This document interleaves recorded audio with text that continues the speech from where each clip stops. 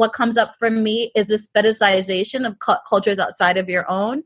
One of the reasons why I think that white culture falls into the trap of appropriation oftentimes is that, at least in America, because the normalized culture is American, there's less of an opportunity for nuances and diversions within that space, because they're kind of the ruler that we all become different against, right? Like white culture, and we're different because we're not white.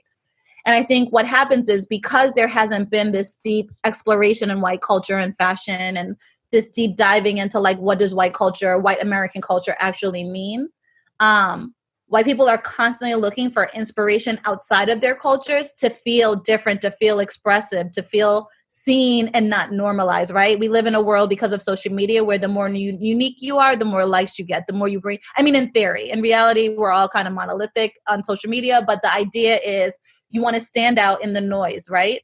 And so because of that need to want to like stand out in the noise of social media, white content creators are always looking outside, and creatives are always looking outside of themselves to find something to differentiate themselves from the norm, which is what their culture is considered. And so they fall into the trap of cultural appropriation and fetishization of marginalized community, because they're like, oh, that's so cool and shiny, and if I do it, I'll be different and I'll stand out. And so I think one of the ways to combat that is to celebrate, this is going to sound weird, celebrate white culture, not from the space of like white supremacy or, majority privilege, but from the space of like, what is it that makes the culture of white Americans, and how does that show up in fashion? So that white people have something that they can tap into, so they don't feel as inclined to look externally for inspiration and expression from communities that are not really wanting you to use our stuff, because that's our story, right? So it goes back to like finding your own story. So I think, I